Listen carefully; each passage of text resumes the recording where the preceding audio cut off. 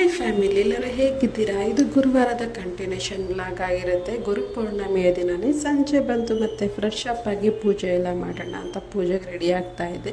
ಮುಖ ತೊಳೆದು ಕುಂಕುಮ ಇಟ್ಟು ಸ್ವಲ್ಪ ಮಾಯ್ಶ್ಚರೈಸರ್ ಅದೆಲ್ಲ ಹಾಕ್ಕೊಂಡು ರೆಡಿ ಆದೆ. ಪೂಜೆ ಮಾಡೋಣ ಅಂತ ದೇವ್ರ ಮನೆಗೆ ಬಂದೆ.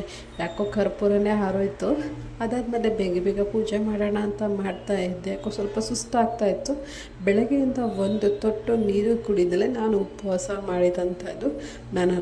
ನಾನಿಟ್ಟಿರೋ ರಾಯರ ಮೇಲೆ ನಂಬಿಕೆ ಅಂಥದ್ದು ಗೊತ್ತಿಲ್ಲ. ಬಟ್ ನನಗೆ ನನ್ನ ಮನಸ್ಸಿಗೆ ಬಂದಿದ್ದು, ನಾನು ಏನೂ ತಿನ್ನಬಾರ್ದು, ಏನೂ ಊಟ ಮಾಡಬಾರ್ದು, ಒಂದು ತೊಟ್ಟು ನೀರು ಕೂಡ ಕುಡಿಬಾರ್ದು ಇವತ್ತು. ನಾನು ಆ ಥರ ನಾನು ಉಪವಾಸ ಮಾಡಬೇಕು ನನ್ನ ರಾಯರಿಗೆ ಇವತ್ತು ಅಂತ ಅನ್ನಿಸ್ತು. ನನ್ನ ಮನಸ್ಸಲ್ಲಿ ಬಂದಿದ್ದು ಅಷ್ಟೇ. ನಾನು ಆ ಥರ ಅಂದ್ಕೊಂಡಿರಲಿಲ್ಲ.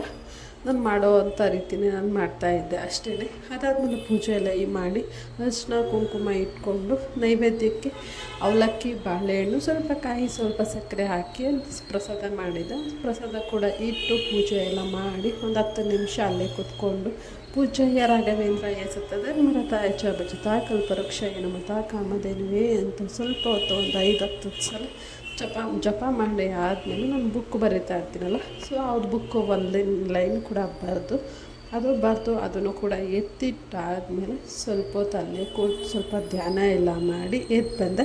ಇವತ್ತಿನ ವಿಡಿಯೋ ಇದಾಗಿತ್ತು. Thank you so much.